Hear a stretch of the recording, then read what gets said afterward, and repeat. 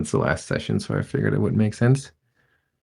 So let me know if you need another minute or if we're all ready to go. I'm good. I'm good. Yeah, to go.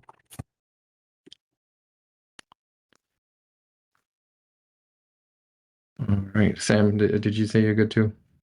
Yep. Okay. All right. Let me also figure out how Foundry works.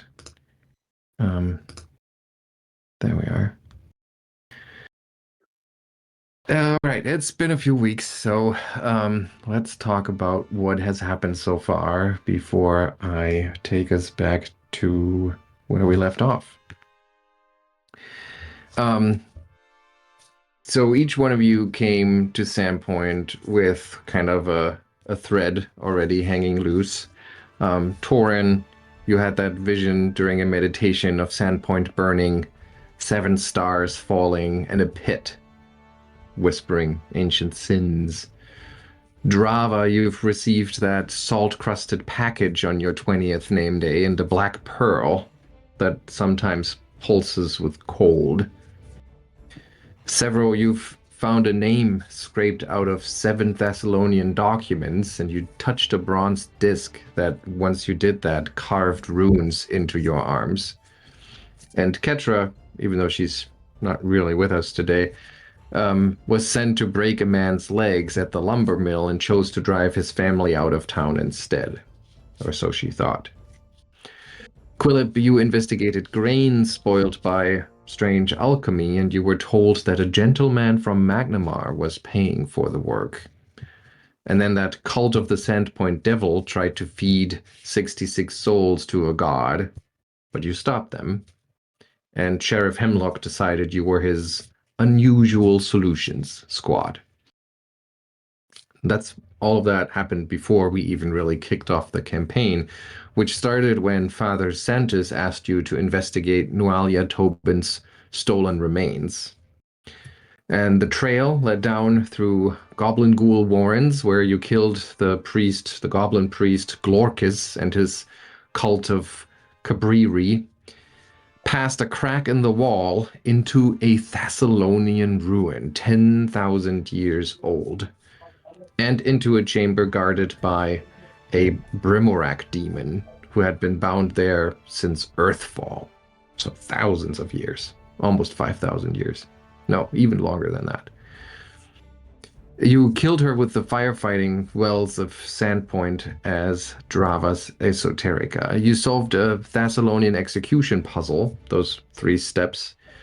You recovered Elasnus Dransur, and you found the office of a long-dead spy, whose map referred to La Rue or something like that, and Severo's runes burned the very moment that name was spoken out aloud.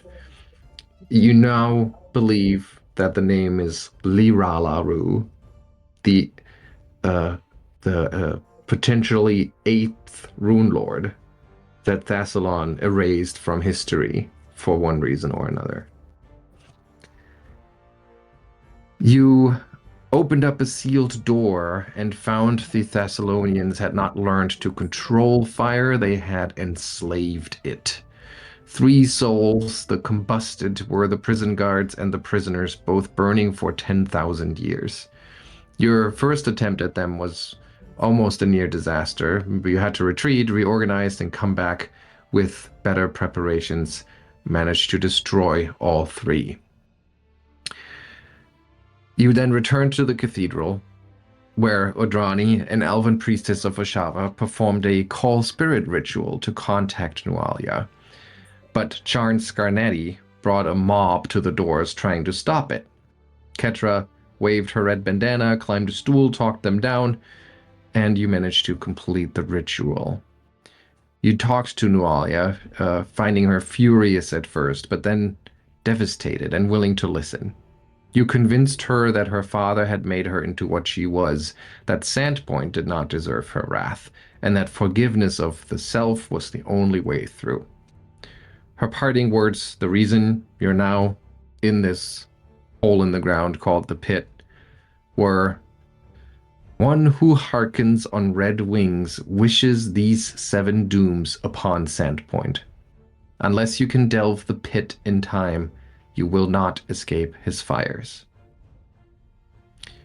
You also know that a red seagull had been watching you. There's been talk by the cultists all the way back when, who called them the Red-Winged One. And Nualia confirmed the Red Bishop, as she calls it, is real, and he wants Sandpoint destroyed, and he is behind the I'm not dooms. sure she actually said that. The name. I believe she did. Well, the GM just said it. Oh, never mind. Sorry, I interrupted you. That's all right. I believe she did. So, with that name, the pit, out there, you managed to figure out that she could only have been talking about that strange, yawning hole in the ground on the Devil's Platter. You scaled the cliff, made your way there, almost got lost along the way, but finally found it. 50 feet wide, 150 feet deep, fog starting at 50 feet, ladders zigzagging into the depth. There were whistling sounds as you descended. Something already knew you were coming. You then found a door at the second ledge, and beyond that door, the warrens of a tribe of goblins. In the first room, a hall of taxidermied skulls, a fake Sandpoint devil that breathed smoke, and a spider trap that immobilized Quillip in alchemical resin. Goblin commandos with drilled teeth and goblin dogs with diseased dander came at you. You overcome all of them. Then you found a goblin taxidermist, alchemist, and generally strange guy named Tunch, and his quote-unquote companion, the giant weasel Sausage. The MVP of the show. Yes. It's a good sausage. It's a good sausage. Through Tunch, you've learned of Minargul, who Tunch calls a witch that has mind-controlled the rest of the Whistlefang tribe. And he's offering a deal. Kill Minargul and get his fancy talisman. So he's already offered you a hand-sketched map, which shows a couple of rooms and also points out a secret door that leads from Tunch's alchemist taxidermy workshop to the main throne room of the tribe. He also confirmed that Rip Nugget is on this level somewhere, in a room that Tunch doesn't know how to find. And he was pretty much helpful in proportion to how much he hated Minargul. That was his main thing. You also captured one of the goblin commandos, whose name turned out to be Dank Nibbler. And he told you the clan does not read or write, that Minargul controls them through their names on paper, that the Sandpoint Devil is real and lives at the bottom of the pit, and that they feeded cows sometimes. He also told you a goblin named Gurlunk has captured a beast called Cruncher and made himself, kind of accidentally almost, chieftain, after the original chieftain got burnt to a crisp when Rip Nugget kicked down the doors to the Whistlefang lair. He tried to whistle for help, but Ketra smashed out his front teeth before he could do so, and Toren finally put him to sleep. So that's where we are. The whistling has stopped. The cone of foul smoke from the Sandpoint Devil's mouth is settling into the corners of the room. Let me switch the scene. Dank Nibbler twitches in his manacles. His front teeth in a small pile next to his ear, knocked out cold. The hardened resin from the spider trap is still tacky against the wall. Somewhere, water is dripping. From Tunch's workshop, you can hear the low, contented sound of a weasel chewing on something it absolutely should not be chewing on. And through the northern door, you hear a faint whistle. And then 2 short answering whistles. And then silence. They clearly know you're here. But they don't know what's coming. So what's your plan? Step PC real fast. I'll be back in a second. It's just being super laggy, so I think it's one of those. Switch it off and on again. All right. I'll be back in a second. Quick question while that's happening. How long would you say the conversation with Tunch and then the interrogation would have taken? Why do you ask? In 10 increments, or refilling the. In 10-minute increments? Yeah. Would it have been 10 minutes or less? I mean, it's not a rest if that's what you're asking, because you're all engaged in the conversation. Like it wouldn't count as a short rest. It's not a rest, but Quillip or Alchemists in general just have stuff fizzing about all the time, and every 10 minutes he gets to replenish some resources without doing any actions. It just happens on its own. Okay. Yeah, I would say it's about 20 minutes probably since the last combat and where we are now. Okay. And well, I see Toren has taken some bruises. Yep. If we have 10 minutes, it would be very nice for him to do something about the bites. Well, early.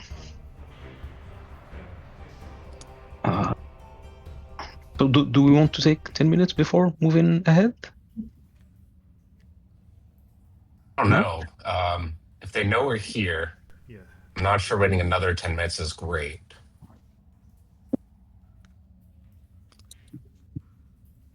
I have a healing potion I could give you, but I also don't know what if our. I imagine we want to get in there, right? We don't want to like leave and come back. Well, we're already here. We may as well. I still have my own healing potion, so I think I'll just chug it right now. No. Wait. I give you something that replenishes.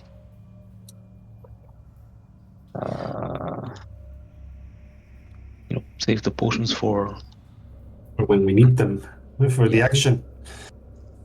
How do I do this?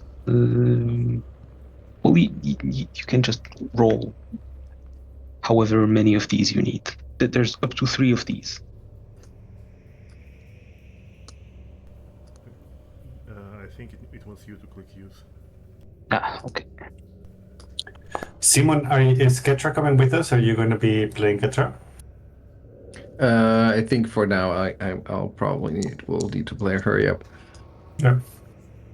Just no we're counting on.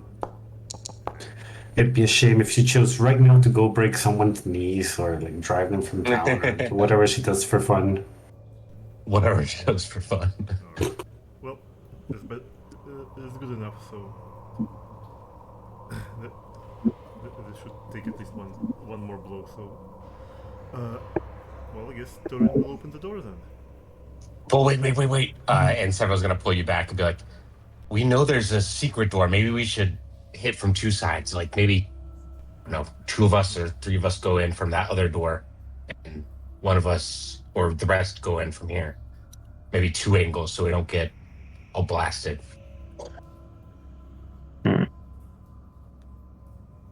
Or maybe we just all go through the other door? We might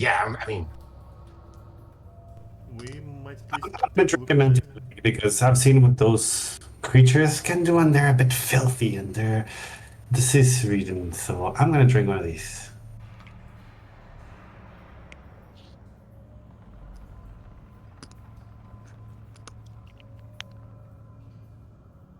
We all want to go through the other door, or Yeah, let's take a look where the other door leads, and then if it actually,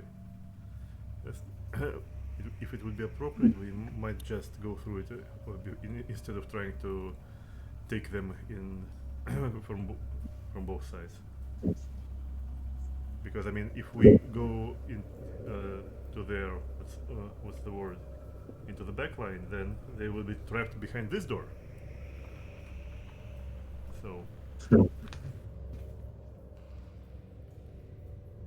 All right, well, we can go check it. yeah, let's go check. wait, Lights, please.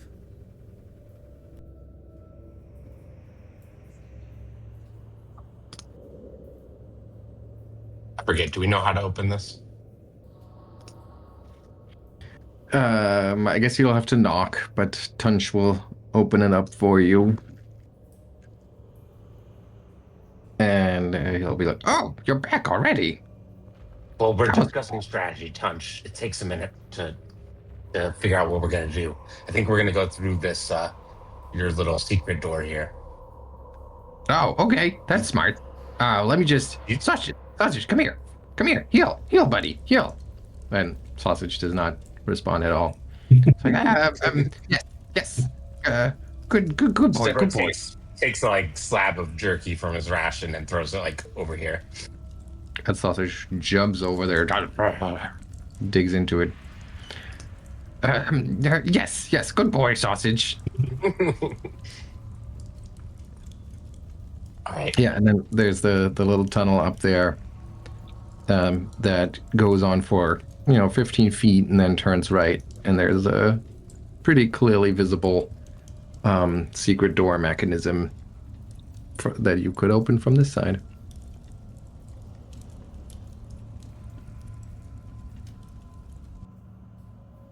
And you know from the map that will lead you straight into the throne room. Okay, but we're coming through unexpected routes. They know we're here, but they don't know where we are.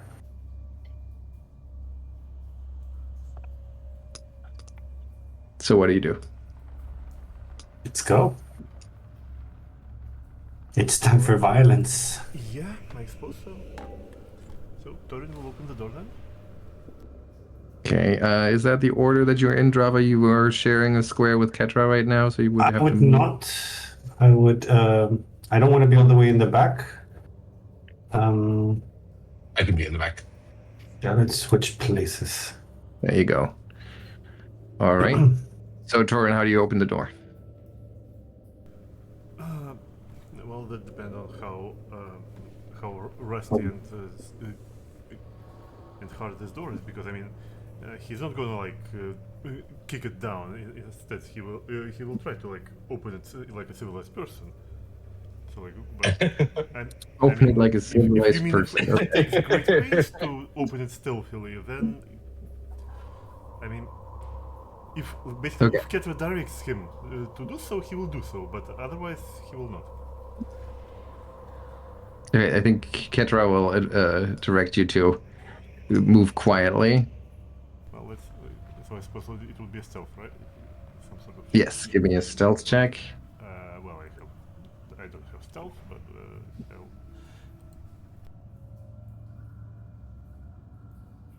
Blind game roll.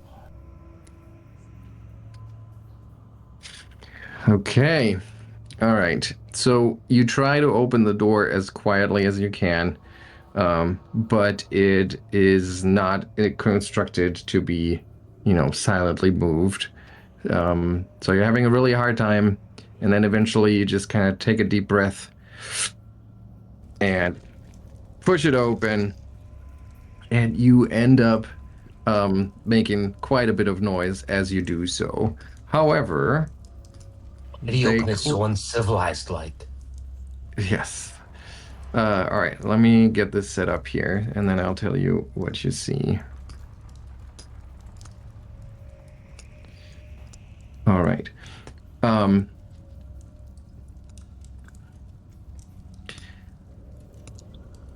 Sorry.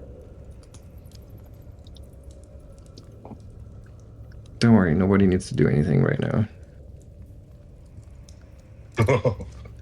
Okay. All right. So here's what you see. You're peeking into this large, vaguely T-shaped room that has roughly hewn stone walls, and it's decorated with a mix of bones and broken weapons and tattered tapestries and bits of junk, like typical goblin decor. To the north, you see a throne, a partially burned wooden throne with a charred and very dead goblin sitting slumped on top of it. This must clearly be the previous chieftain that Ripnugget burned to bits. There is a cave opening to the west of the throne, which you can't really see right now, but you will once you move into the chamber. And several bloody spears leaning against near the wall near that opening. There's a number of goblins in this room, and they've all moved into defensive positions, but they have clearly anticipated to be attacked through that main door. So essentially, they have their backs turned towards you, Toren. None of them have cover. Even though you don't really surprise them, you're still in a very good position compared to where you would have been if you had come through the main door. As you open up that door, though, there's one of the goblins over here that is armed with a short bow instead of the usual dog slicer or horse chopper that the other ones are wielding. And hang on a second here. Let me show you a picture. There he is. This must be Gurlunk that Tunch has been talking about. The new, somewhat reluctant chieftain. And as you open that door and they all kind of surprised turn around to see you, he yells out in common, "What? How did you? Tunch! What? Tunch sent you, didn't he? Kill them all! Kill them all! The witch will hear. No, kill. No, don't kill him. We'll feed them to Cruncher." All right. And Toren, you get to take your first turn. Very well. Well, in this case, Toren will let's take a step, or I suppose like, please unplug Ketra. Well, it doesn't really matter if he takes steps or moves, I think. So basically, he will move inside, and with his first action, he will immediately start punching this goblin into the pillar. This one. Let's see. This will be, of course, the flurry of blows. Stunning blows are active. Another attack, fist. That's one, and that's two.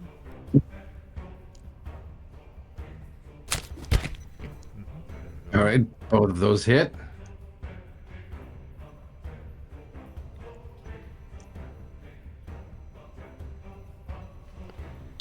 And we'll do those separately because they don't have any resistance or anything. Okay, and then there's one stunning blow or save or two?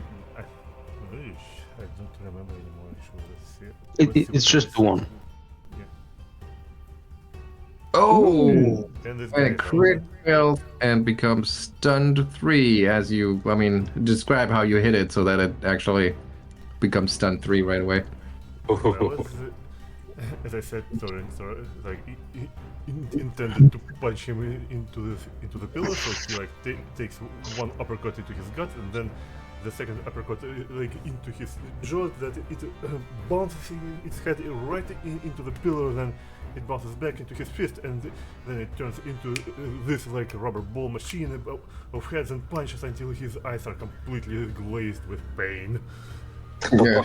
or And something. he to just that effect. stands there, like, tumbling clearly out of it.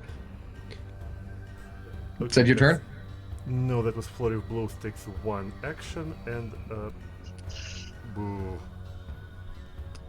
Let me see. I'm assuming I will probably stop channeling the elements when we were out of combat, so I will channel elements right now again. So the status is already open, so that'll be the action. Oh no! Wait! Back. I'm not channeling the elements. I'm mountain stancing. Okay, so let me remove that one. Okay. All right. And turn. All right. Let me see what Ketra does. Ketra takes a move action to go in.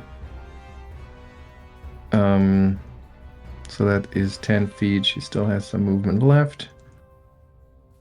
So she'll walk around and over here. Does she still have one left? Yes, 25 feet. So she'll go all the way over here. And with this guy being kind of like pretty out of it, she will use a setup strike. So she attempts a strike against this one with her, I guess she has this +1 sap. I guess she'll use that. Hitting that guy for 3 points of damage, which is enough to knock him out cold. And with her final action,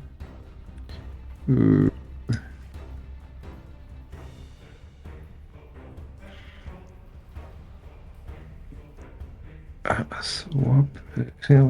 Each can swap positions with another. Really, I can't swap into a space it can't fit into.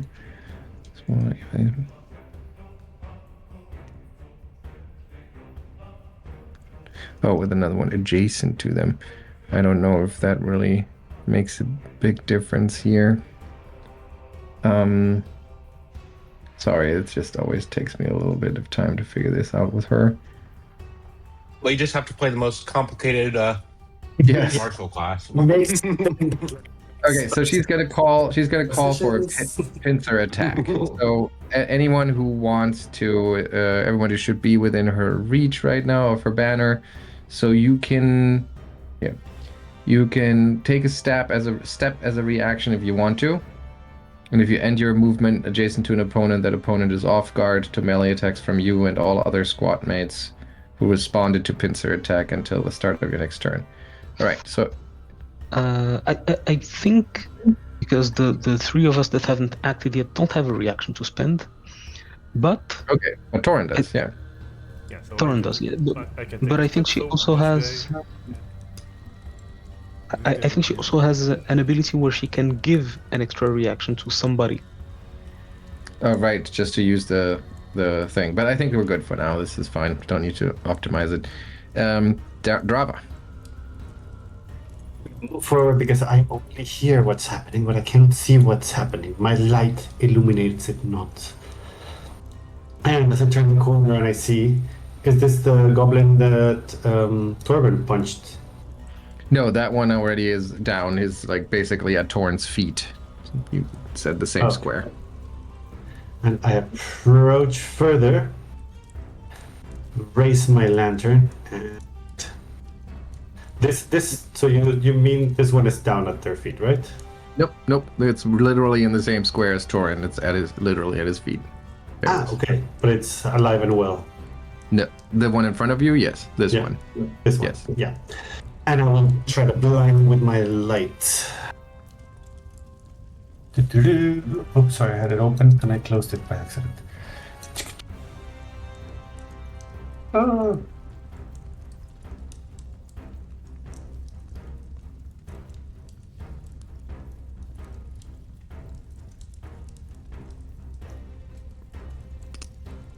Oh, critical Oh, failure. no. Remember the right object to use to become distracted. You become off guard until the beginning of your next turn. Okay.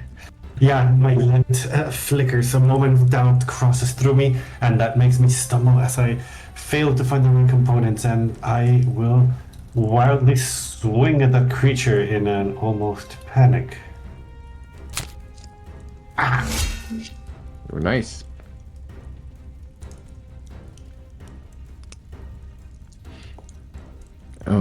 Although you might be, oh no, this might be a panic move, but you still strike true and Yeah, I slash at it, and that suddenly brings me back a little bit, and I will try to intimidate it. but wasn't that your third action? You moved, you explored. That's correct. Yep. Mhm. All right, So I will finish my turn. Sevro. Okay, Sevro will move to get a better vantage point. And he will moved. He will electric arc.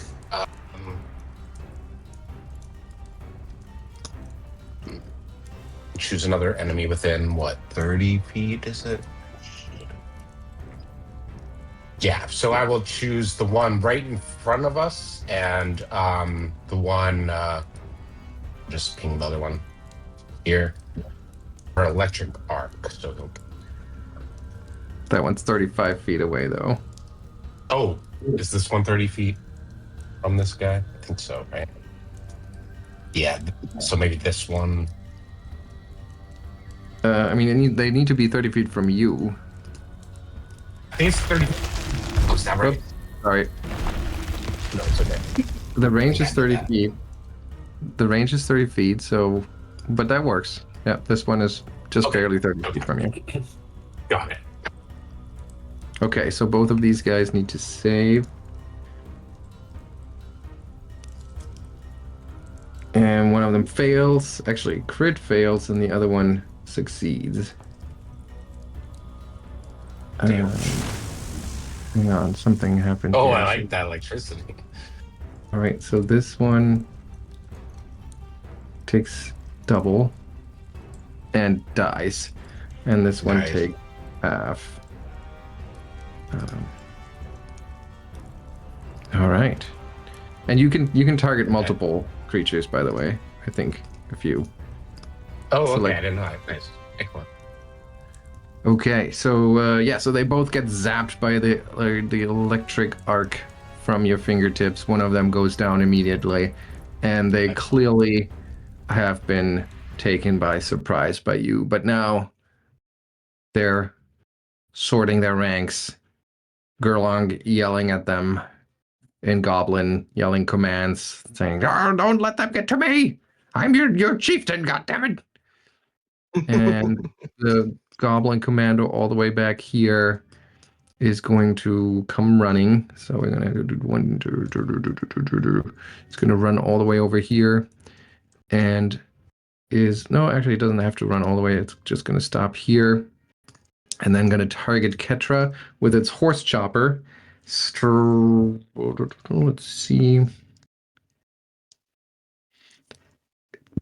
And it's trying to strike at her. Oh, look at that. Hitting for 6 points of damage. And then it is trying to trip her using the weapon. But that is only a 20 against her 42 DC. That is still enough to send. So it basically uses his horse chopper, strikes at her, slashes her in the shoulder, and then whips the weapon down and around and manages to pull out the legs from under Ketra, sending her prone. And then giggles. All right. Gerlung over here is going to study the situation. So Ketra on the ground, Sevro shooting at two of his guys with the magic fingers. Definitely does not like that. Toren knocked one of them out in one go. So he's gonna target Toren.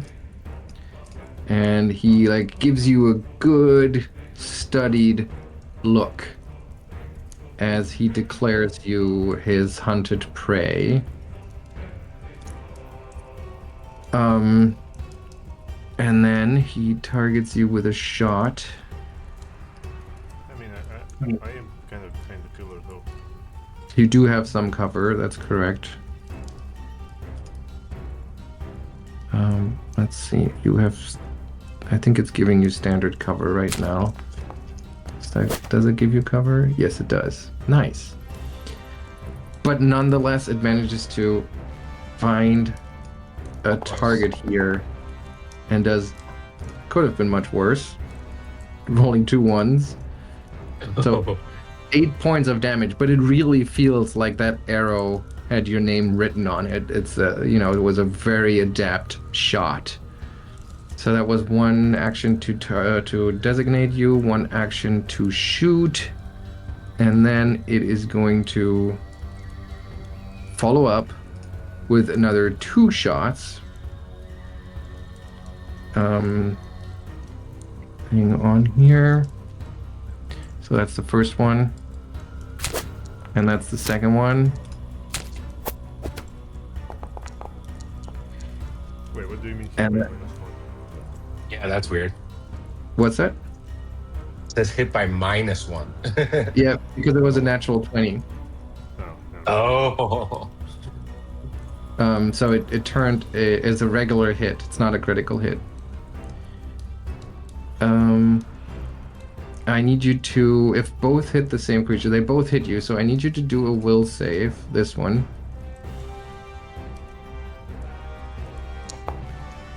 Okay, you succeed.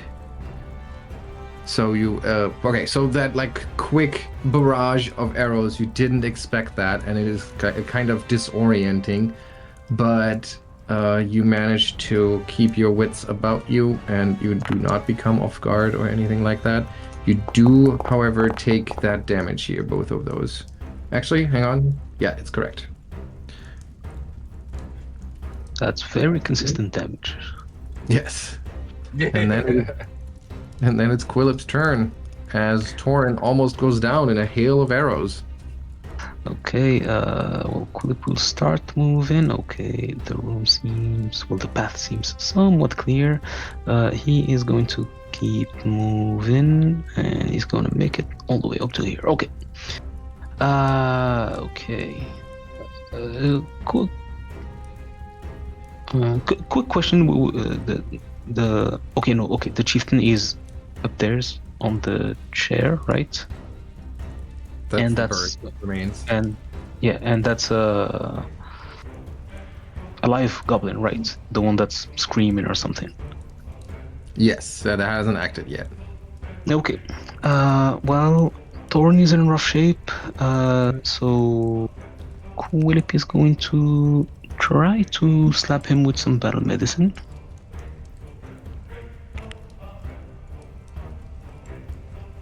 Let's see.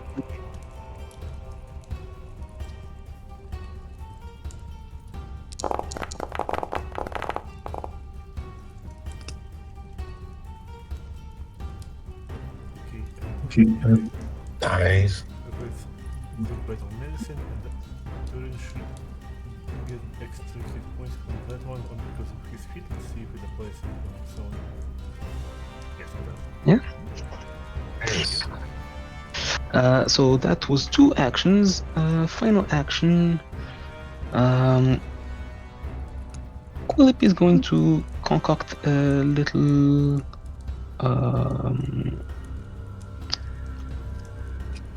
What's it called? Alchemist's Fire, and then throw it at Gorok. Uh-oh. Just double checking I don't have something bad there. Okay. Alright. So that's a miss, which still means that he will take the Splash damage. But only him? This time it's splash since no allies are in the area. Right, but it's only him who takes the splash damage, nobody around him. You're right. Sorry. Yes. Okay, because you missed. Otherwise, it would have been people around. Yes. Okay, gotcha. All right, so a little bit of that fire burns him, and he overreacts to it. He's like, like an Italian soccer striker. He just goes like, ow, ow.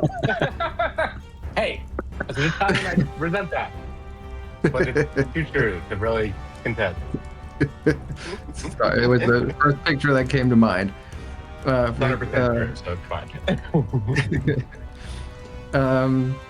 All right.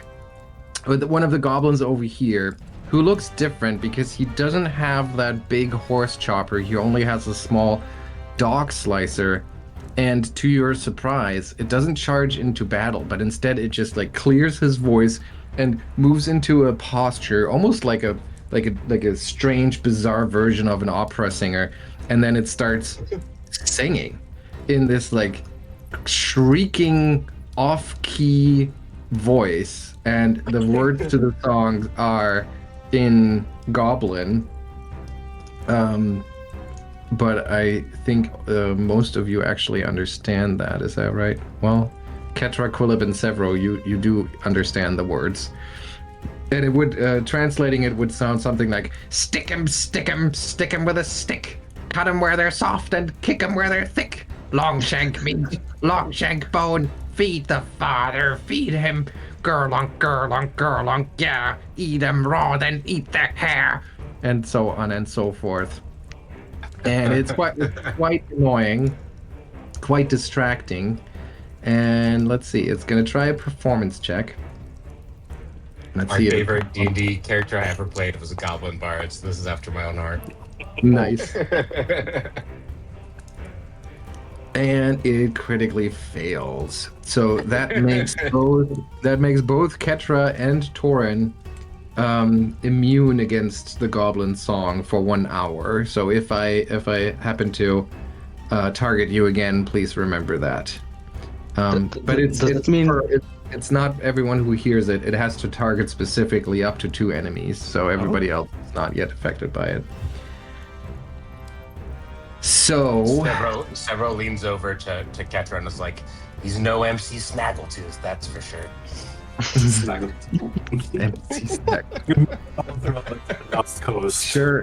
Sure is it. All right, and then it's gonna, as it continues to chant, it's gonna move a few feet down here to get everybody else into range. So, and then it's gonna take that action again. It's basically chanting the whole time, but targeting its song onto people takes an extra action. So Quillip and Drava, you are now being targeted by it. Let's see the performance roll. 21. What's your will DCs? I assume it's lower than this. Yeah. 19 for Quillip. Where can I find that? It's your will bonus plus 10. Yeah. 18. Okay, so it succeeds on both of those, but not critically succeeds. So the words and the sounds are just really, really distracting and off-putting, and they hang on, where is it? Yeah, and it distracts your perception and will saves. It's not too bad yet. Then we have another goblin here in the back that had been trying to take cover behind the pillar, waiting for somebody to come through the front door. And now it instead lowers its horse chopper and then comes charging in all the way over here. And Toren, you're going to get attacked with a horse chopper strike, which misses.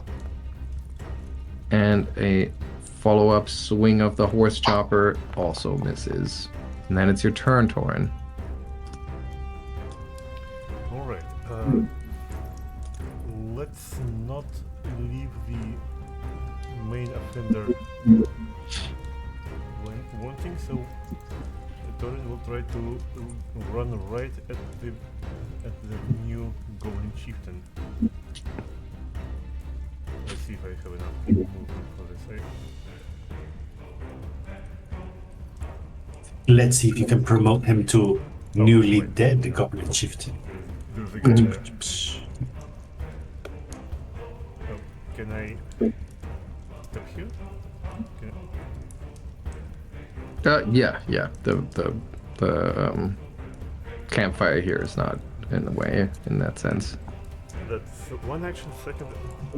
Second action that I kind of want to make it simultaneously while he's moving to channel the elements, and so like when Toren walks in, like the campfire, he like flares up and catches up in his aura because Nice. his elemental aura like is 20 feet wide, so like the heat starts spreading around him, like everything is suddenly just about to catch on fire. Yeah, and then I will just punch him in the face with my flurry of blows.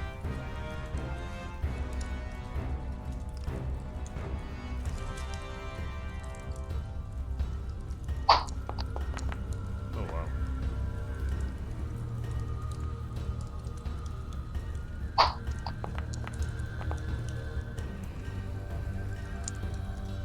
Okay. And it is a fast one, and it nimbly dodges both of your attacks. Alright, Ketra spends an action getting up from prone, and then she will tell Toren, after he misses both of those attacks, she tells him to strike hard! Every time she does that, it always works. So that is strike at my full attack bonus, right? You get, yeah, as a reaction, you get a regular strike. There we go. There you go. Nice. You would have jinxed it, but nice.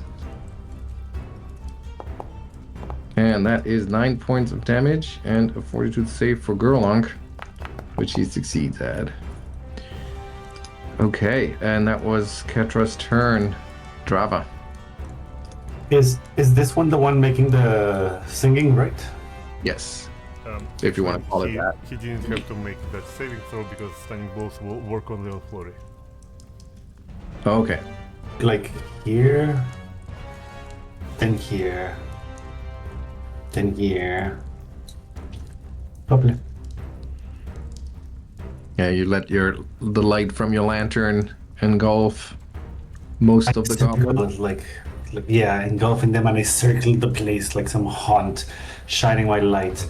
And I target this one, trying to find its deepest, vilest secrets, to know how to bring it down. And And you know that it has a surprisingly low will, ironically. low what? Low will save. It is a fickle creature. So I will have personal antithesis. So I moved, I exploited vulnerability, and now, taking advantage of that, its insecurity and its desire to be loud, I will exploit that with my blade. Its personal antithesis. Oh, and you managed to do so. Sorry, my computer is being slow. I'm replacing it, and it's been acting up extra. Like, Yeah, oh, it's I'm mad gonna at- replace. I'm gonna be even slower. Exactly. Quiet quitting you. All right, that's the 7 points of damage here, turning into 11 because you know how to harm it. Exactly. It cuts like a discordant. No, actually, like a perfect cello note, like ding, against its discordance. Really cutting through the shrieking song. Mhm. All right, is that your turn?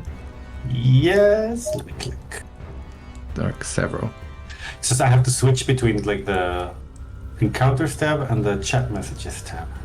I wish I- You can pop out by right-clicking either the chat or the encounter tracker. Oh. Okay. And I if you can- see the carousel at the top, I think there's also a button at the carousel top where you can do it. active features. Sevro. All right, Sevro will take a step. He's going to try and his runes on his arm glow as he uses the spell, that he has stored there, and he's going to try and at least blind this one if he can't damage it too much. The one with the short bow, seeing that barrage that it failed. Oops, why did it do that? Why do I keep messing up our new names? Toren, sorry. So he's going to attack Briny Bolt at the one with the short bow. Oh, miserable. It shoots past. And with the step in that was Rose. Okay. Goblin Commander's turn that is currently being that is trying to protect Gurlong. So it's just going to turn around to face Toren and bring its horse chopper around with it, swinging at him once, twice, 3 times, missing all of those swings. Skillfully parries it, catching the chopper by the haft. So, because it's Nice. too slow. Nice. And then he yanks it loose, while Gurlong takes a step away from Toren, and Toren still being his designated target.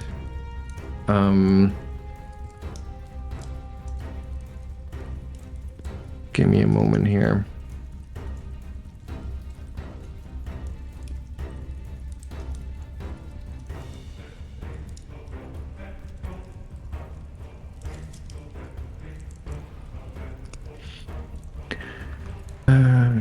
You see something? Okay. Yeah, so it takes a step back and then fires another set of shots at Toren. First one, second one.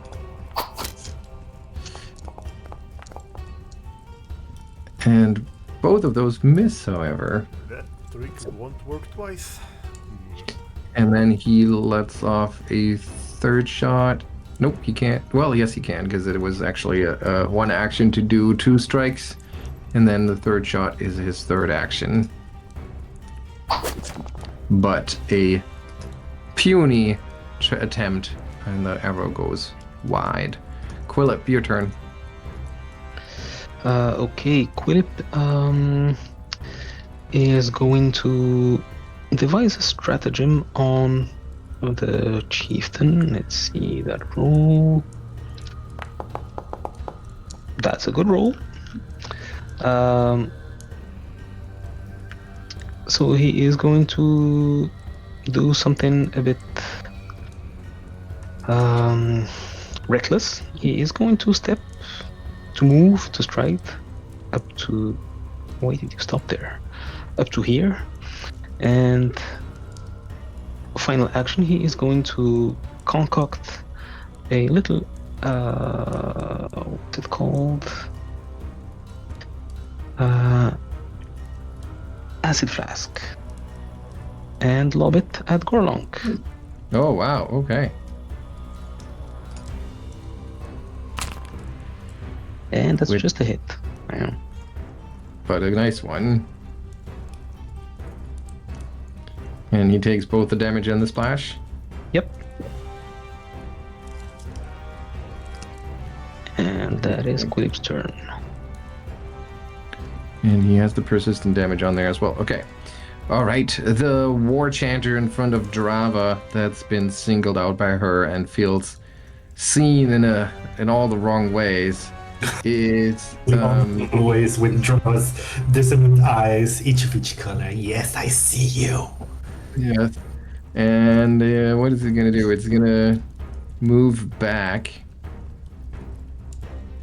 over here. Does that And then broke?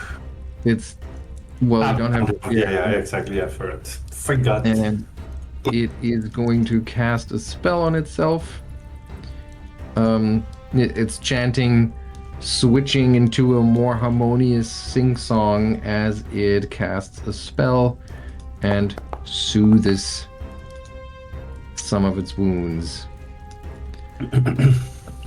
But that was its turn, and then we go to the commando over here, which knows that it's a good thing to protect the healer, so it's going to move over there and then target Drava and swing its horse chopper at her.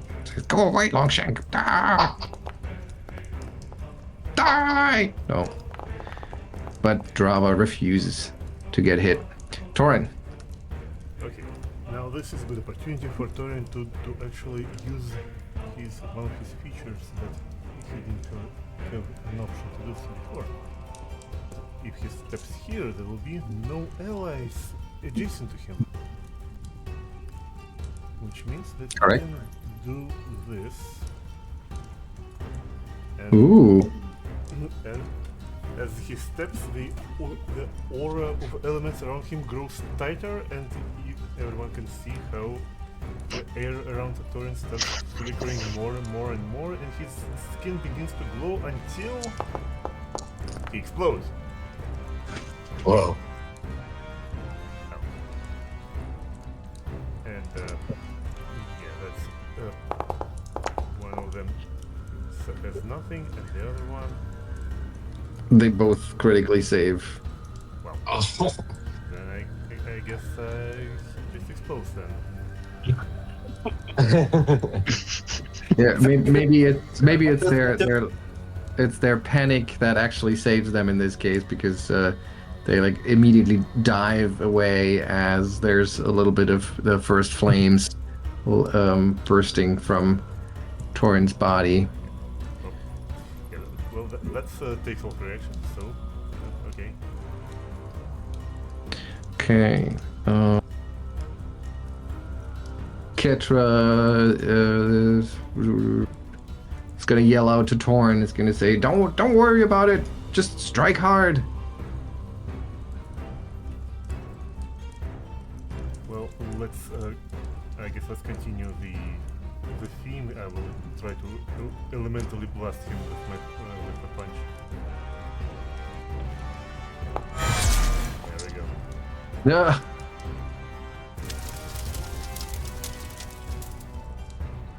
Really? All right, and I guess we're still with some of the raging fire behind it. You bring in a punch that gives you a satisfying crunch as it connects with the goblin skull, doing a nasty amount of damage. And then Ketra, I think, is just going to position herself a little better over here, and then it's Drava's turn. So,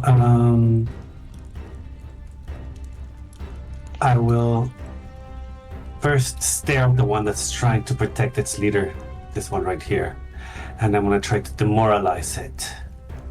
Just staring at it and with a piercing eye and a hiss.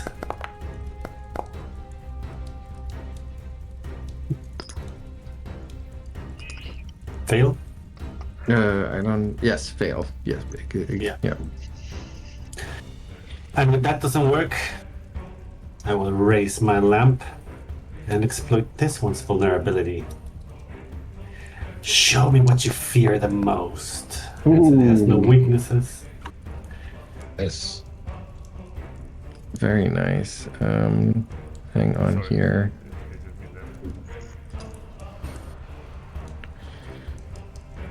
I didn't mean that. Hang on.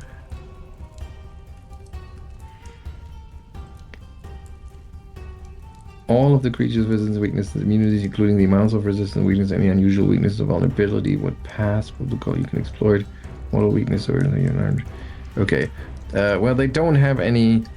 That's why I'm using personal antithesis, so whatever personal weaknesses it has. So it's insecure when it goes to the toilet, or like it fears it's a glutton, and like whatever. Like it's the personal antithesis, so it doesn't apply to any of the other goblins. That's why I had to do exploit vulnerability again, because since they don't have weaknesses, I'm going to their own personal, intimate fears. All right. Yeah. So you exploit the personal antithesis. Can I take a 5-foot step and still slash at it? I mean, That's you didn't nothing. move. Yeah, you can do that as your second action, and then your third action would be attacking. Yep. No, because my first action was I tried to demoralize it and it didn't work. Then exploit okay. Well, vulnerability. No, unless you have an ability that lets you step as part of your strike, then they are separate actions. No, it doesn't. What else can I do? Can I try to demoralize it again, or is it one of those that? I believe you could. I think it's only on like a crit fail that it's immune or something like that. Then I'll try again, and now that I can see, I start whispering in its ear all its insecurities and fears and how it's gonna die, burned to a crisp, and they'll eat his ashes. Oh no, sorry. Regardless of your result, target is temporarily immune for 10 minutes. Right. So That makes sense, yeah. Okay, then... Can I ready an action? that takes 2 actions. Oh. Then I'm gonna move here. All right. Okay. That's your turn. Yep. And Sevro. Right. Sevro, don't really need to step, so I will just stay here. And I'm going to target both of the creatures that I targeted with a slashing gust.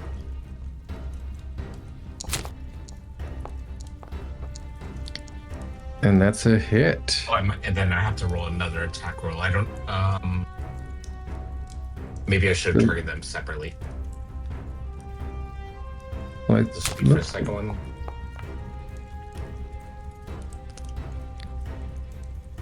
Okay, both of those hit. Okay. Ooh. Nice. Very nice. Okay, so the first one takes 12. I should probably roll damage separately, I guess, right? I think so. It sounds like they're completely really separate attacks. Yeah, that figures. Okay, and taking 4 points. All right. Be Sevro's turn. Or I'll shield for the last action. Okay. The Goblin Commander over here is savvy enough to step first and then attack Drava, as it's now flanking with its buddy. First attack. That's a hit because of the flanking. That's 9 points of damage for you, Drava. And then followed up with the second attack, which is a critical miss. Yeah. So it's a little, I guess with its second attack, after the first attack hits, it's so proud of its tactical prowess that it like does a little and then messes up the other attack. That was the Goblin Commando, and now we have Gurlonk. Gurlonk still has Toren as his designated target, so he's going to step up one further step. Again, just as a reminder, up here there is a steep drop-off into, what looks like a big pit or cave or whatever. And over here are a couple of spears. Some of them have bloodied tips. And I would like to remind everyone that Gurok has a small pet called Cruncher that has not showed up yet. Mm-hmm. And that's the one reason he's the new boss. So, yeah, let's not. All good points. And it's gonna do one of its double strike attempts here against Toren once more. First one. And second one. Ooh, and both of those connect. So let's see the damage from the first one, which takes a bonus from being the first attack on the hunted prey, and then the regular but a critical from the second one.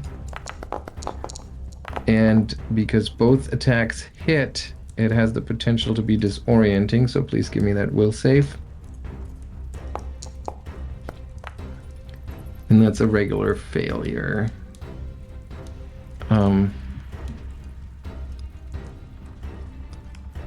So you're off guard until the start of your next turn. All right, let's see. So you've taken all the damage already? Yeah. All right, so it takes a step back, and then it swiftly knocks 2 arrows, chung chung, lets them fly at very short distance. Toren, kind of doesn't see them coming. One of the arrows embeds itself deeply into Toren's shoulders. He winces in pain, and then the goblin grins, that like shark's grin that goblins have, but all of its front teeth also show that those characteristic drilled holes. And Toren, you're down to very few hit points. So it just says to the commando next to Toren, it calls out in Goblin and says, "Finish him off! Don't kill him! We'll let Cruncher nosh on him." And then he chooses a new prey, which is now Drava, thinking that Toren is no longer a threat. Quillip. Okay, cool. Oh, you got some persistent damage. Yes, I do. Let me take that. And then make the recovery check. Oh, okay.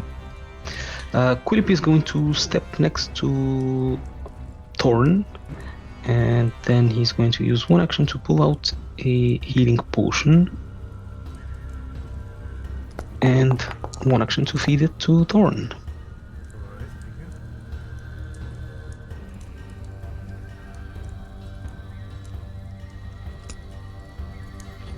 you. All right, the war chanter down here sees what's happening, and it looks around and then opens that door and runs off. You can still hear a chant, and it's chanting something along like "Gerlonk, Gerlonk, Gerlonk, yeah, not gonna die for you. I'll get more of the other guys." And it's gonna go to. That's one action, and then okay, all right, and that's its turn. And then it's the commando that will also use its tactical advantage here, flanking with the other guy, and swing his horse chopper once, twice, actually hitting for 7 points, and the third attempt is a very poor miss. Toren. Alright, this Toren is really bad right now, but let's try to capitalize on that. Toren will take one shaking step forward, looking like a man out of hell, almost literally this time because he's on fire. And let's try to flurry of blows the war chief.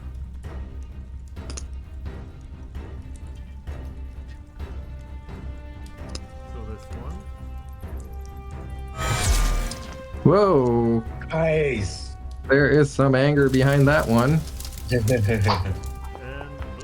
second one is not so cool, but let's see if the Oh, third crap. one would be enough.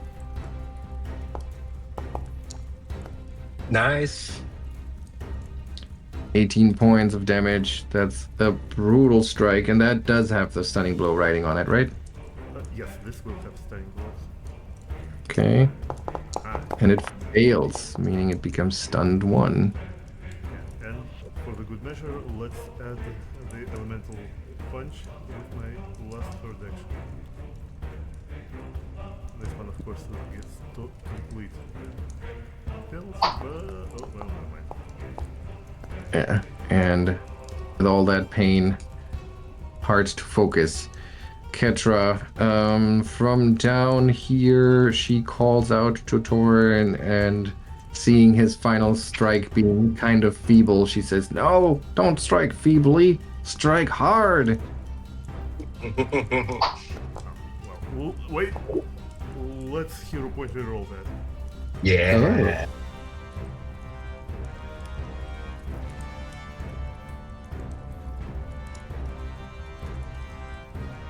Let's see it. Ah, Oh. and it's Drava's turn. I'm surrounding both sides, and this is not an ideal position. So, can I reposition this one? But it's in a straight line, right? Like I wanted to push it away and push myself away. What are you trying to do? Reposition, because I read like you move the target up to 5 feet. It must remain within your reach during this movement. That's right. So basically, I'm trying to move away from being surrounded while pushing this one away. Okay, so I don't think you have a free hand because you have a short sword and your lantern. It's that part. Okay, let's stick to the classics. I know what it fears, and I am going to utilize it against them. So let's strike. That's a hit. Once. And a brutal swing, knowing how to hurt it.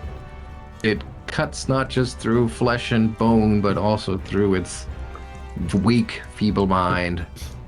And you as strike it. it splatters over my lamp, I turn around 180 degrees and face this one, and bring the red-tinted flame towards its eyes.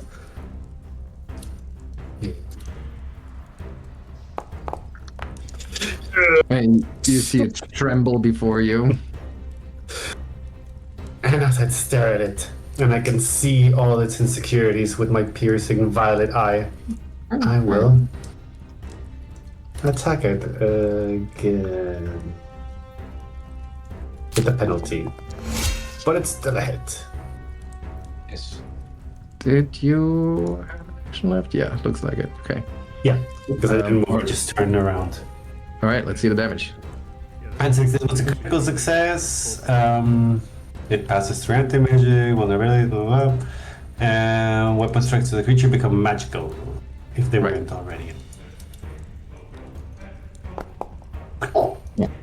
Okay. And those 6 points turn into 10 because of the Nice. personal injury. Very nice. All right. You're That's my turn. you cut and slice through the goblin commandos as if it's what you have always done. Sevro. Sevro will take some steps to get more in the room. And then he will do a slashing gust again. First against, I'll just do it. I'll target each of them separately to make it a little easier. First goes this one.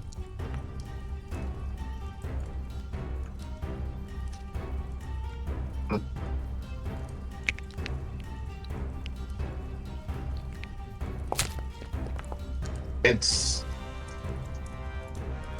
first damage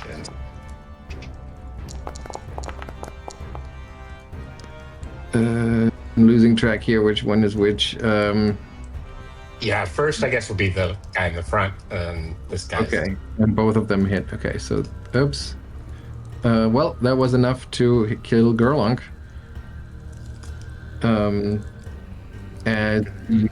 As you send, what was it that you actually cast here? I don't see a casting. Slashing gust.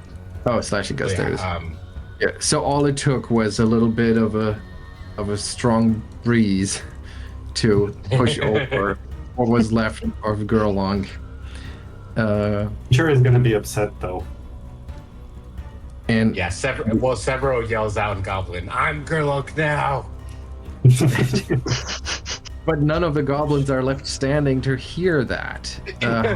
Oh. However, you still hear the voice of the war chanter echo through the passage here, through the open door, and you hear sharp, loud whistling sounds that sound like they are coming from a bunch of throats, or teeth, I guess I should say. It's Quillip's turn. We'll stay in initiative for now. Sorry. Maybe we should regroup behind one of the doors. Wait, we should, but Cruncher must be down here, right? Is there any way we can use that to our advantage? Okay, well, Quillip is going to start moving my that God. fence. I've only got room for one creature in my heart. No, this is not a creature to But if place is going to get filled with goblins very, very soon, if we have a welcoming committee that has a taste for goblin bones, that might be to our advantage. Quillip, is there anything there that can, like a ladder, or do you see anything down there? Hey, we're still in initiative here, so sorry. Sevro, Whoops, you gotta. my bad. Yeah, move back. I forgot. And also, let's try to. A quick utterance is fine, but if you actually do strategic deliberations, that we're on a timer, so you have to do that on your turn. Okay. So Quillip moved there. That's one stride. Does he see a creature in whatever that is, the pit? You would have to be really on that one here to really look down there. So you move all the way over there? Yeah. Okay. So you peer over the edge of this cliff and you see a pit filled with dozens of gnawed bones and bits of broken armor and weaponry littering the floor. And also just piles of animal waste and shed scales. There's a set of stone ledges that form what looks like a flight of natural stairs leading up in a tunnel to the west. And then it's just 10 feet straight down. Well, a little over 10 feet straight down.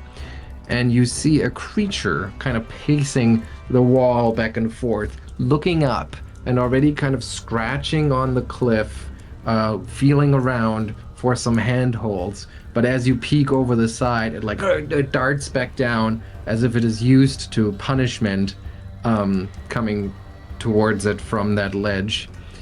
And the creature is large.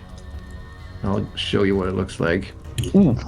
It is kind of like a reptilian of some sort, but it's the size of a full-grown bull. It's clearly some sort of predator. It's covered in spines. It has vicious-looking long claws. And as it ducks back, it bears its wide mouth, which is full of sharp and twisted rows of teeth, reminding you a little bit of the goblin grins, actually. And its glowing red eyes stare up at you in, at first what looks like fear, and then slight confusion is what you would read into that. But it's down there, and it's curious what all the kerfuffle is about. So it was one action, I think, to get there, right? I think that was 2. And it's okay. It's on this side of the cliff, not the other side. Okay. He's gonna move away. Mm-hmm. You gonna say anything? For the best. Yeah. Big lizard. Big lizard. Okay. All right. You hear more whistling and yelling and the sounds of scrambled mobilization.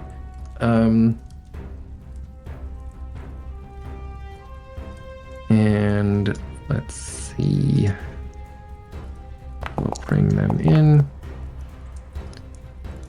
Oh, sorry, that was a misclick on my part, sorry.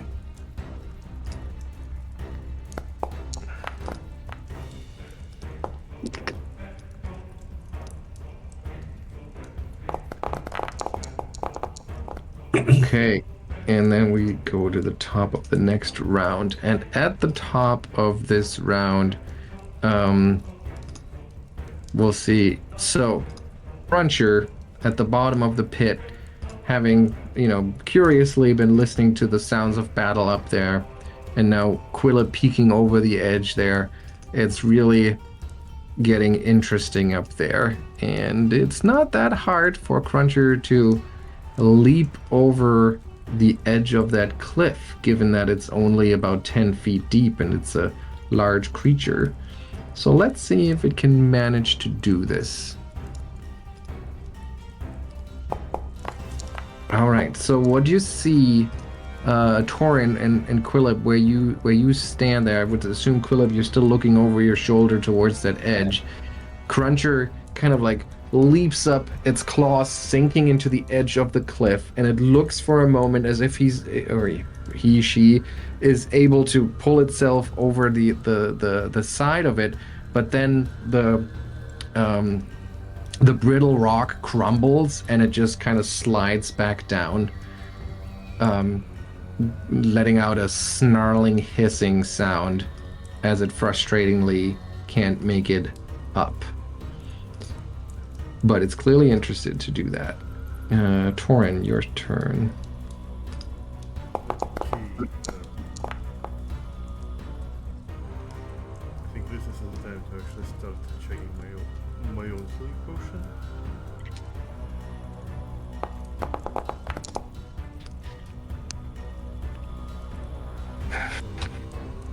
It's one action to take it, another action to drink it. And if that guy tries to climb back, then I think Toren doesn't really want to stay this close. So we'll move into more advantageous position to get the invading goblins.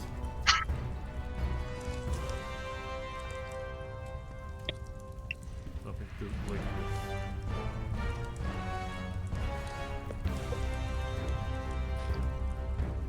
All right, Ketra's turn. What would Ketra be able to do in order to prepare? I think we should all retreat. Like, let the goblin and Cruncher fight each other. Is that what you call out to say If that? I could say that before my turn, then I would say that. Yeah, I mean that's a quick message to convey, so I think that's fine. So as you call out to say that, Ketra nods and says, "Yes, wise move. Defensive retreat." And each can immediately step up to 3 times as a free action from at least one hostile creature they are observing, and can only take them closer to a hostile creature if doing so. Okay, so since you're not actually observing a hostile creature, It's glittering and yeah, but you're not observing it, so I think that actually doesn't apply. So then she can't give you the tactics here. She's just gonna move over here, telling you all to just get out of here. She'll cover your retreat. And that is her turn. All right. Let's see this one. And the first goblin pops out of that hallway here and looks at the lot of you and just continues to make sharp whistling sound through his teeth, but he is out of actions to attack you. Drava. I smile at the goblin and say, "Send my greetings to, what was his name? To Gurlung. Now, Cruncher has no leash." And I will move 11.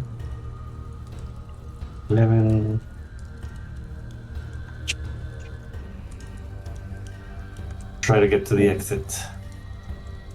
And can we use a second action to keep moving? So like a sprint. I mean, you do second stride, yeah? Yeah, second stride.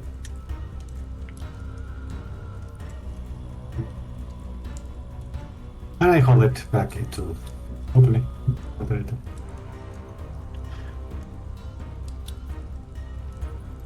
Yeah. Tactical retreat. All right. Okay, another one of those goblins comes running. Let's see how far I can make it.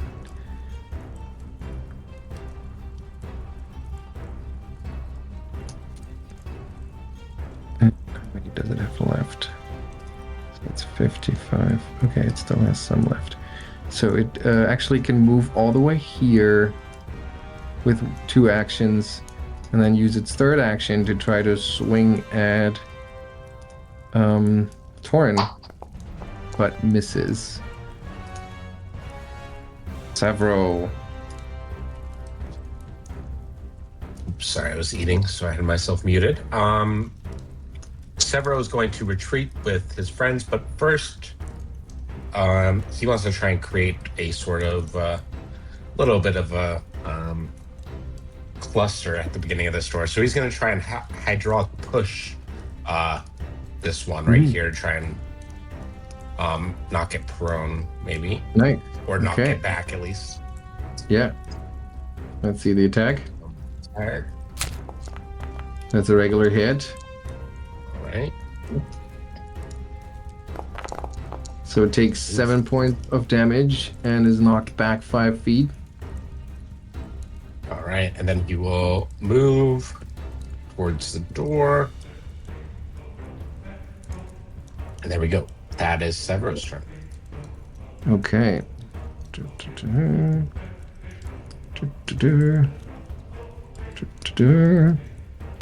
And that was 2 actions. It's in its 3rd action, so it's going to move all the way over here as part of its 3rd action.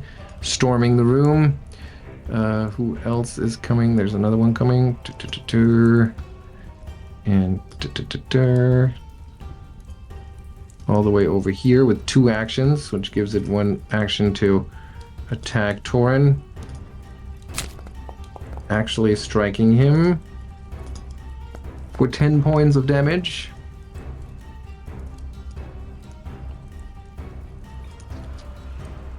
And then it is Quillip's turn.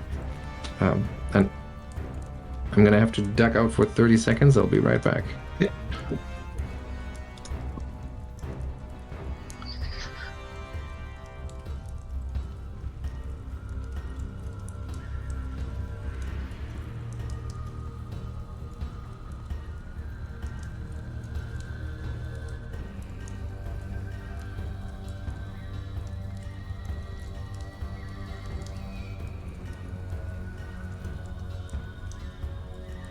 So will the plan work? Will we be able to lure the goblins into their own trap?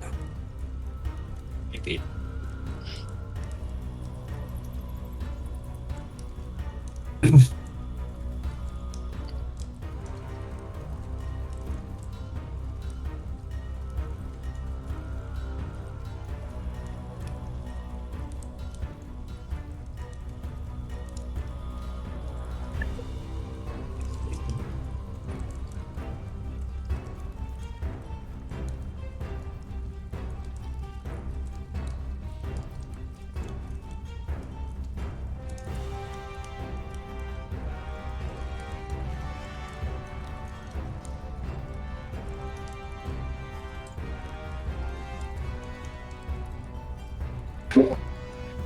Okay, I'm back. Quillip. Quillip will start by striding for here. Okay.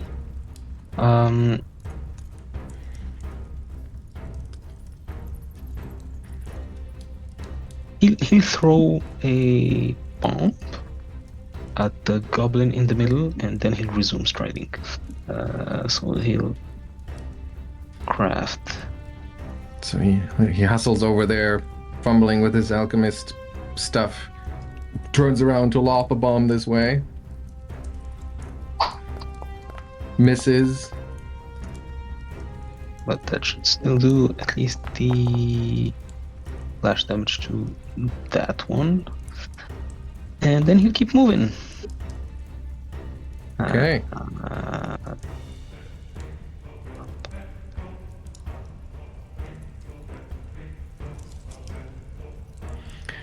Okay, and then the War Chanter comes back here, and you can hear its voice echoing through the whole complex, and then as it steps into the room, you understand the words once again as it goes, "Who comes a creeping in the Whistlefang hole? Dead meat, dead meat. Who's gonna feed the father tonight? Dead meat, dead meat." And it continues to make threatening rhymes like that, quote unquote rhymes. And I can't wait to get my hands on that goblet. That was one action. So with it, and then with its remaining two actions, it waves its hands around as it, like in a chanting fashion, like pumping fists. But then it switches towards more intricate gestures that it seems to just kind of intuitively know. And some of the nearby bones and pieces on the ground start trembling and finally flying towards Toren. And a particularly sharp-looking one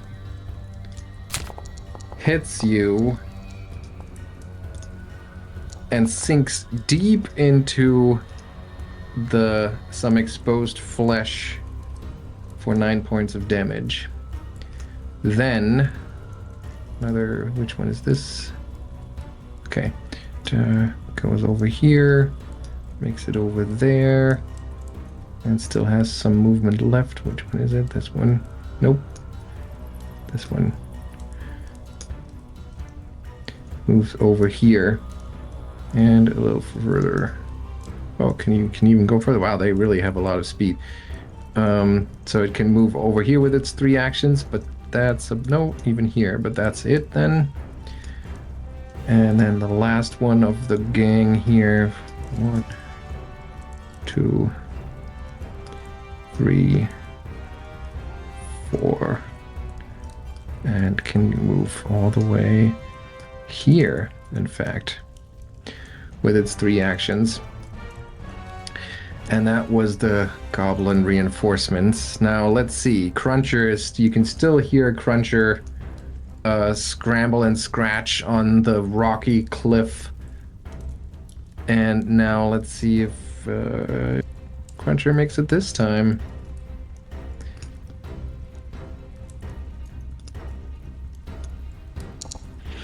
Ooh, okay. So the giant lizard's claws appear on the side of the cliff once more, and this time they like sink into the brittle rock deeply, and it nimbly clambers up there, its large lizard legs kind of folding themselves over the side of the cliff, and then it pulls itself up, and it looks around.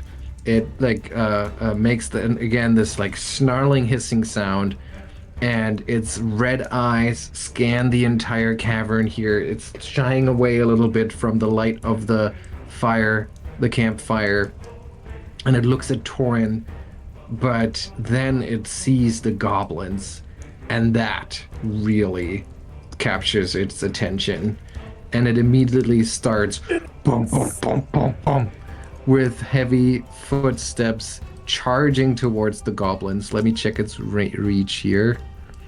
That's all okay. I wanted. So so happy. It charges over here with its second action, and then it doesn't, it has relatively short legs compared to its body, but its tail is very long and nimble, and as it runs over there, it like has this sort of swaying lizard walk, and with its last step, it brings its thorny, spiny tail around and let's see what happens. Smashes it into that goblin commando. I mean, it's a brutal scene here as it brings down its heavy tail like a massive club, and just smashes, absolutely destroys that goblin. And that's its turn. Holy shit. Toren, it is right next to you. Yeah. Well, let's hope that it will keep staying interested in goblins. So, in this case, Toren will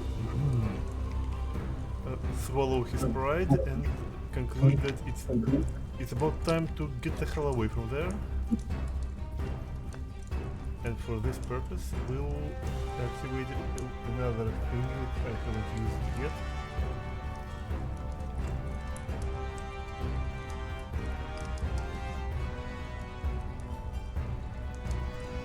It will be another stance, which is in which case his movement become much lighter and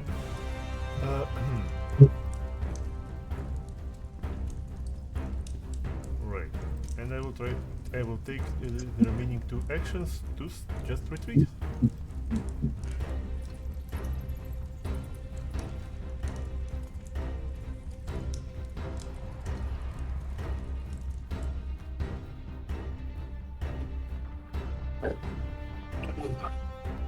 And as you might notice that, like, if in Mountain Stance the Toren was like lumberous and very like forceful in his movements, but this time he becomes complete opposite, and the rippling air from his elemental aura almost carries him over the land with uncanny speed, because this stance boosts his speed by 5 feet. Cool. And if that, if the giant lizard doesn't try to eat him, that's what he does. Yeah, the giant lizard thing is definitely not friendly. I mean, you wouldn't go that far, but it seems to be entirely focused right now on the goblins. And as you like look at it right next to you to just make sure that you can avoid it in case it lashes out, you also notice that there's like on one of its flanks there's a weeping wound that's covered in flies where somebody apparently has pried a scale loose. There are old whip marks across its shoulders. There's a heavy iron collar rubbing its neck raw, a length of chain trailing behind it, broken off. So, you get the idea of why this creature is so mad at the goblins. Okay, Sevro, we said no to a second pet, but please. So Ketra also notices those things, of course, and the creature having broken its bonds here, she's gonna run into the hallway. 1 action, 2 actions, and then let me see if she has anything to speed this up. Passage of lines. So she does this tactic here. You're all within you can swap positions with another willing ally adjacent to them. An ally can't swap into a space it can't fit into, and if one of the allies occupies more squares than the other, a small area can move into it. Okay. So, I guess this is just about whether Quillip or Sevro is higher in initiative to close the door. Yeah, it seems like Sevro. Yeah. Yeah, might make sense for the 2 of you to swap. Yep. All right. Then, Goblin Commando here, and charges into the room. 1 action, sees what's going on, and in Goblin calls out, "No, Cruncher, not us, them, the tall ones. Go for the tall ones. Bad, Hodag, bad." And it, yeah, what is it? I mean, Cruncher is clearly the bigger problem here, so I think it's gonna go and try to attack Cruncher as it continues to cry out like, "Bad, Hodag, bad!" and manages to hit it for 9 points of damage, which make Cruncher only even more angry. Drava, your turn. I mean, I guess from where I'm standing, I can only hear through the closed door, like, like Pretty those kind much. of things. And you do not speak Goblin, I believe? Yeah, I don't you speak up, so I only hear that. Yeah. So I have no idea, but it sounds beautiful. So I think that's, yeah, I'm gonna pass turn because I'm gonna let them do their thing. Yeah, that makes sense. And you look around, you see Tunch just like kind of rubbing his hands, and he's like, "Sounds like it's going well." Oh yeah, Cruncher's woken up. Good. Wait a second. Cruncher? Oh no. Tunch looks very worried about that. All right, another one of the commanders just steps forward and also tries to bring down Cruncher here. 1, 2, Both of those attacks miss, and then it's Sevro's turn. Yeah, Sevro will yell, "Kill your oppressors!" in Goblin at Cruncher. And he will shut the door. I mean, I guess shutting the door is just one action, right? That's right. So he will slash and gust the one in the back. He's just going to target the one that's been yelling that whole time. The War Chanter. Yeah. Do you have that kind of range with that spell? I do, I believe. It's only 50 feet and it's 60 feet of a spell, I believe. Okay. Then that's a hit. All right. Damage.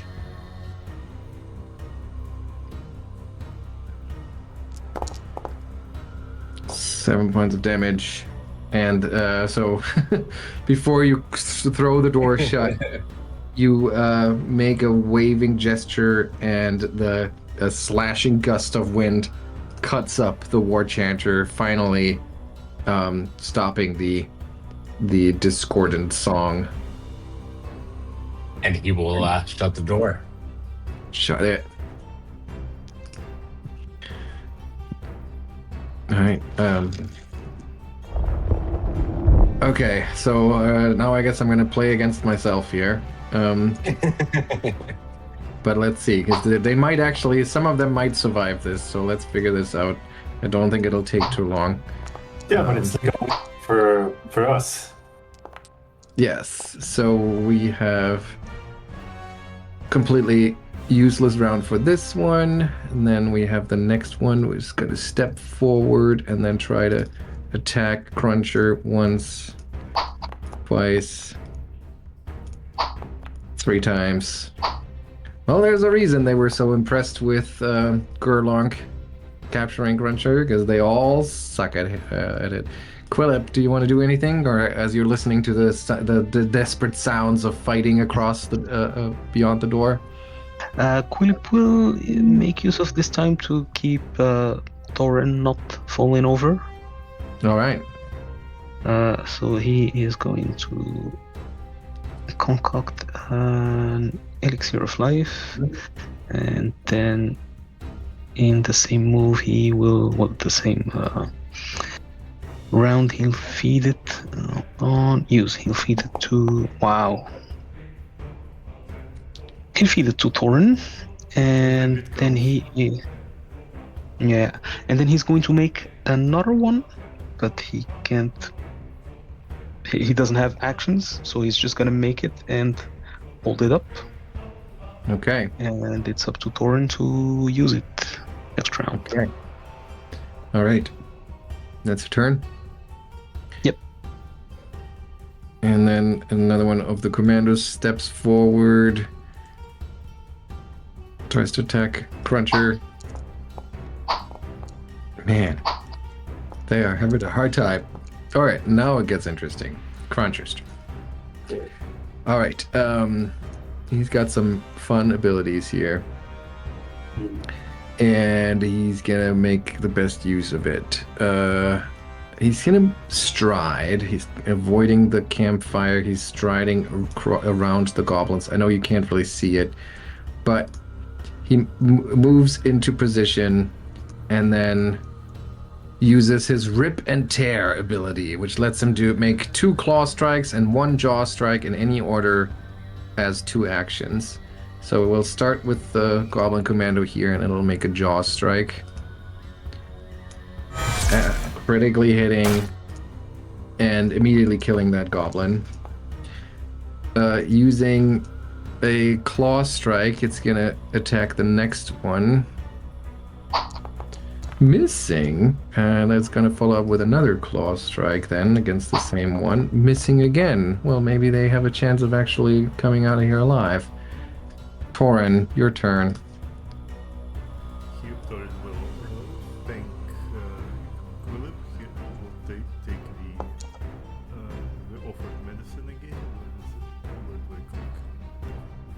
Yeah, I just rolled it for you.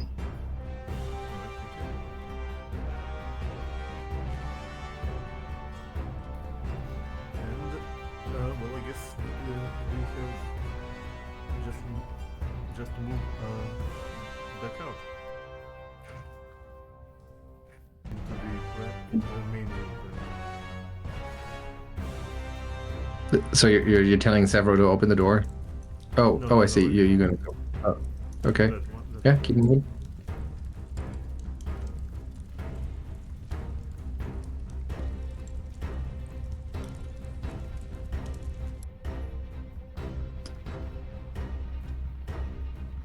I think it's about like this. Although Okay. here it's dark. Is There's it- Yep, no light. Although you should be able to see because you have dark vision.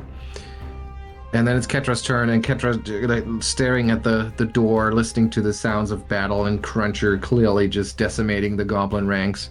She growls, "Oh, we'll still have to deal with this thing once it's done with the goblins." And she delays. Now the goblin turns. Well, I guess they don't have to step there, but it makes sense for them to step first, and then attack with their horse chopper once, twice, missing both of those attacks. Drava. And I'm once again have to step out for like 10 seconds. I'll be right back. Quick, sideline people. Yes, we are going to have to deal with that problem, but we don't have to all go through the same entrance this time around. So I would propose we kind of split up. So some take the main palace entrance, and I will go on the other side and try to take the eastern entrance. Why don't we just stay here for an hour and keep Toren alive first? Yeah, that's what I mean. After an hour passes, we still need to go through it, but we should go through different. Also, you have one of those extra elixirs. That would be lovely. Otherwise, I have a health potion. Sure, I can fix something.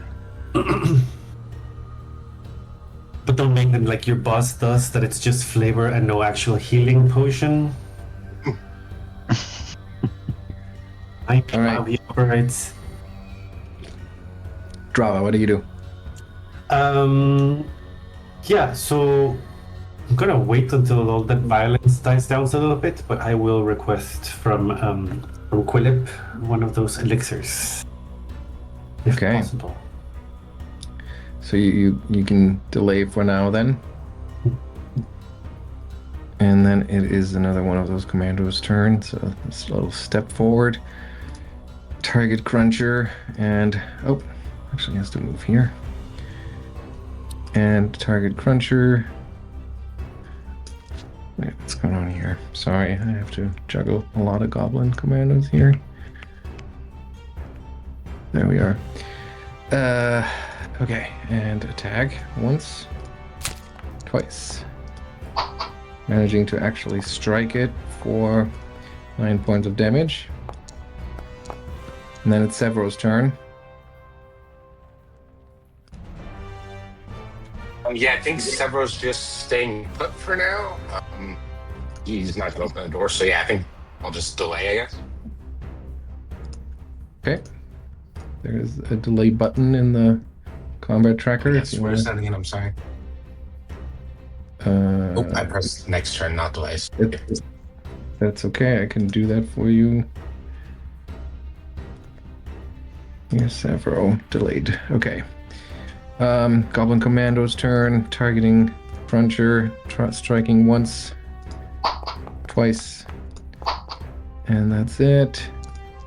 Another Commando is already in position, so we can try it 3 times. Once, twice, 3 times. All of those missing. Quillip, your turn.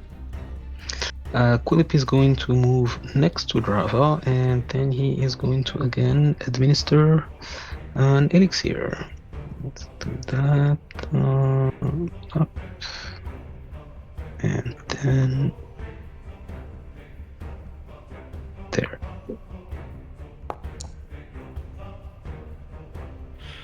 Okay, and then it is Cruncher's turn again. Cruncher will step, and then with the remaining actions, it does its rip and tear routine again. Starting with this one. That's a jaw strike. critically hitting.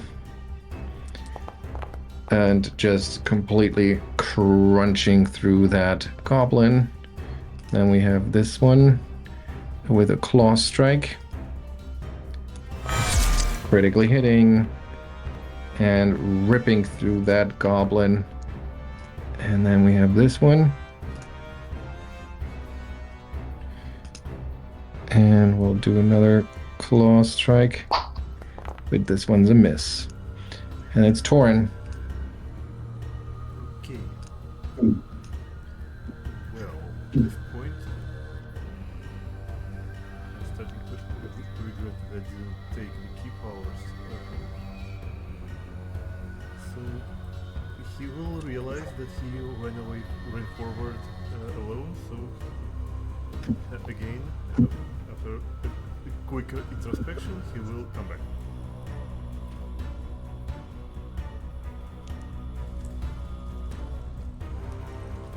So otherwise, there is not much that he wants to do right now. So that's it. Okay. Ketra moves into position here and says, "Get ready."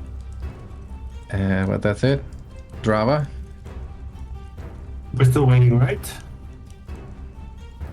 So far, yes, there are still sounds of fighting going on beyond the door, so it seems like Director's doing well. yes. Yes. Drava will be like consulting her harrow cards and polishing trinkets and just. All right. One of the goblin commandos here is going to try to stab Cruncher. Missing both times. No, Sevro.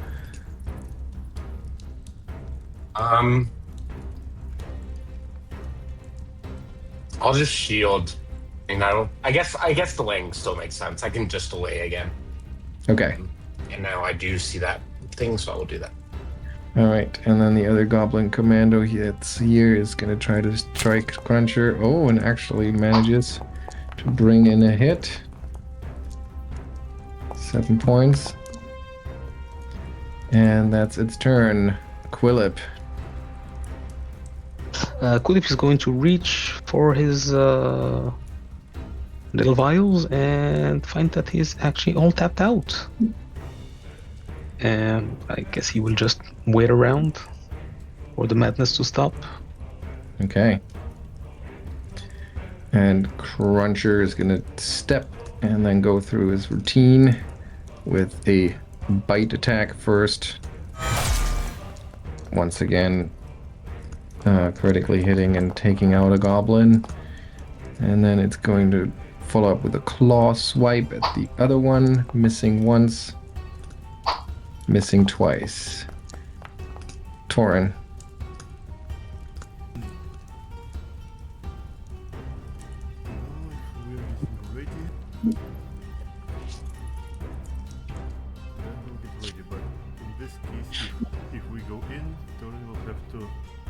Back and just shoot, because at this point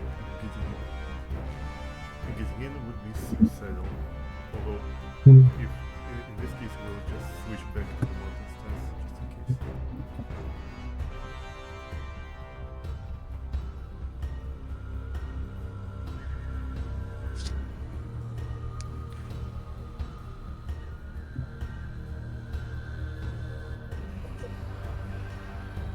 Okay, Ketra's turn passes. Drava, anything you want to do? So Toren is not going in yet, right? Not yet. There's still sounds of fighting going on.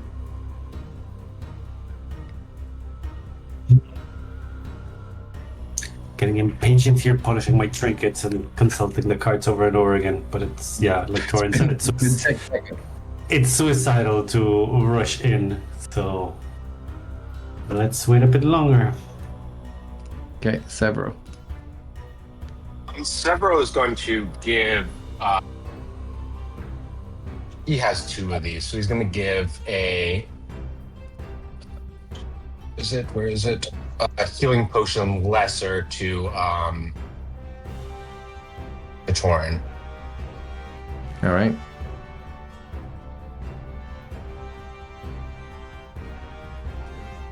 Yes. Yeah, there we go. Okay. So at least you don't die immediately. That's always nice. That will be Sephiroth's turn. Okay, the Goblin Commando backed up into the corner here has only one way to get out of this, which cuts through Cruncher, and it desperately tries to hit him, but no dice. Quillip? Nothing. Just wait it out. Okay, and then we finally, this might be Cruncher's last attack here before. There we go. And it smashes through the last goblin. Okay, so you can hear like one more gurgling, pained goblin scream, and then more of the snarling, kind of gurgling, hissing sound that Cruncher has been making, and you hear his heavy footsteps. But it's becoming pretty clear that he has obliterated all of the goblins. Toren, your turn. Well, it's time to consult with the rest of the party, so what do you want to do, guys? Like, do we take a look, or It's. we wait I until think it it goes was away? mistreated. I think it was being mistreated by the goblins. You can see it from the collar it was wearing, the way it cowered after them, and the way it attacked them. Perhaps we can end this for what's not in bloodshed.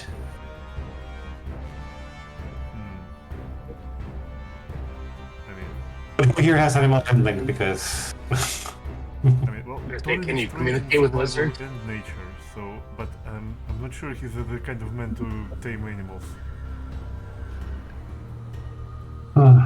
I mean, it's worth a try. Otherwise, it must be quite injured already.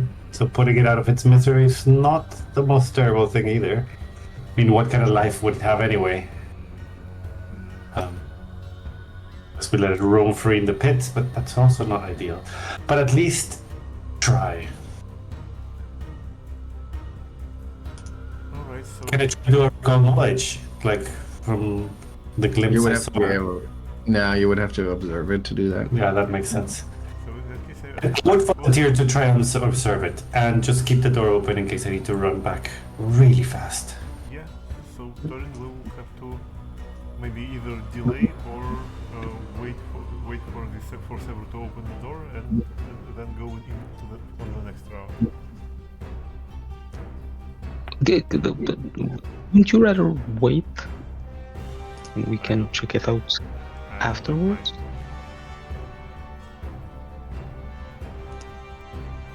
I don't mind to wait either. Okay, let's wait a little bit.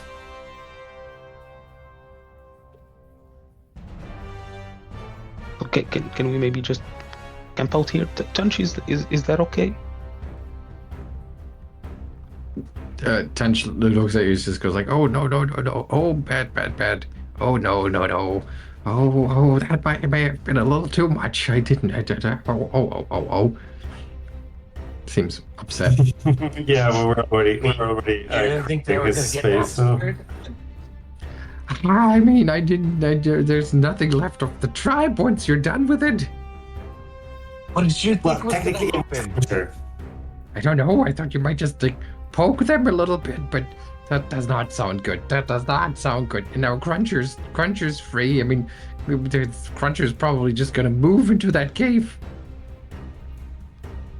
I feel like your lack of foresight is stunning.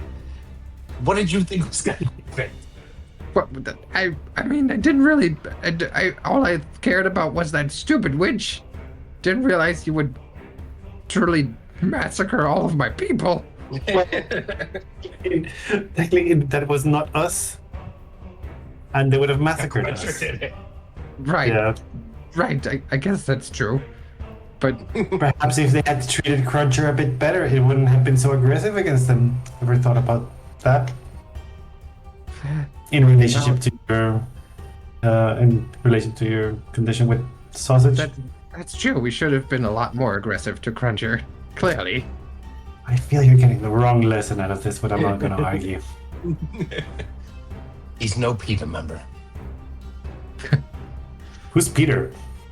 A guy that really likes animals. All right. Since you are, what I'm hearing is like for now you have no interest in immediately confronting Cruncher. So I'm just gonna end the encounter here. I'm gonna remove. Let me do some math. Actually, I'm not gonna do the math. Okay, so it's 164 XP for you. 64, right? 164. 164. Okay. And I realize. Yes, so if you were to take care of Cruncher, that would push you over the. XP. I know it's 12 XP that was You made your choice. All right, so because I don't want to get too far ahead without everyone here. I think this is a good point to call it. As you're staring at that secret door or the side of that secret door that's closed in front of you. The room beyond has just fallen somewhat silent after all of those, like, you heard the goblin bones break, you heard their flesh rip and tear, you heard their screams of terror and Cruncher's snarls of delight as it was just ripping and tearing through the entire tribe, leaving nothing be left alive in there. Now you just look at that section of fake wall, and you hear the occasional stomp of that magnificent giant lizard beast beyond, and at the same time you hear Tunch in his chamber going like, "Oh no, no, no, no! Oh no, no, no, no! That's not good, not good." And I guess that's where we're gonna call it for the day. Oh, right, good.